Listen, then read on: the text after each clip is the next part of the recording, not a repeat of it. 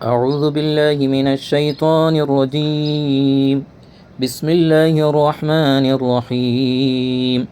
يا أيتها النفس المطمئنة ارجعي إلى ربك راضية مرضية فادخلي في عبادي وادخلي جنتي. إنا لله وإنا إليه راجعون. ولا حول ولا قوة إلا بالله العلي العظيم. اللهم اغفر لها وارحمها مرحوما عائشة كت نور الله مرقدها واعف عنها وعافها وأكرم نزلها ووسع مدخلها واعسلها بالماء والثلج والبرد ونقيها من خطايا كما نقيت الثوب الأبيض من الدنس وأبدلها دارا خيرا من دارها وأهلا خيرا من أهلها وزوجا خيرا من زوجها وأدخله الجنة وعدها من عذاب القبر أو من عذاب النار. اللهم اغفر للمؤمنين والمؤمنات والمسلمين والمسلمات الأحياء منهم والأموات إنك مجيب الدعوات يا قاضي الحاجات. حينا ربنا بالسلام وأدخلنا دار السلام. اللهم اهدنا الصراط المستقيم صراط الذين أنعمت عليهم من النبيين والصديقين والشهداء والصالحين وحسن أولئك رفيقا. إلى حضرة نبينا مصطفى محمد صلى الله عليه وسلم الفاتحة. أعوذ بالله من الشيطان الرجيم. بسم الله الرحمن الرحيم. الحمد لله رب العالمين الرحمن الرحيم مالك يوم الدين. إياك نعبد وإياك نستعين. اهدنا الصراط المستقيم صراط الذين أنعمت عليهم غير المغضوب عليهم ولا الضالين آمين. بسم الله الرحمن الرحيم. قل هو الله أحد الله الصمد لم يلد ولم يولد ولم يكن له كفوا أحد. بسم الله الرحمن الرحيم. قل هو الله أحد الله الصمد لم يلد ولم يولد ولم يكن له كفوا أحد. بسم الله الرحمن الرحيم. قل هو الله أحد الله الصمد لم يلد ولم يولد ولم يكن له كفوا أحد. بسم الله الرحمن الرحيم. قل أعوذ برب الفلق من شر ما خلق ومن شر غاسق إذا وقب ومن شر النفاسات في العقد ومن شر حاسد إذا حسد. بسم الله الرحمن الرحيم. قل أعوذ برب الناس ملك الناس إله الناس من شر الوسواس الخناس الذي يوسوس في صدور الناس من الجنة والناس. أعوذ بالله من الشيطان الرجيم. بسم الله الرحمن الرحيم. ياسين والقرآن الحكيم إنك لمن المرسلين على صراط مستقيم. تنزيل العزيز الرحيم لتنذر قوما ما أنذر آباؤهم فهم غافلون. لقد حق القول على أكثرهم فهم لا يؤمنون. إنا جعلنا في أعناقهم أغلالا فهي إلى الأذقان فهم مقمحون. وجعلنا من بين أيديهم سدا ومن خلفهم سدا فأغشيناهم فهم لا يبصرون. وسواء عليهم أأنذرتهم أم لم تنذرهم لا يؤمنون. إنما تنذر من اتبع الذكر وخشي الرحمن بالغيب فبشره بمغفرة وأجر كريم. إنا نحن نحيي الموتى ونكتب ما قدموا وآثارهم وكل شيء أحصيناه في إمام مبين.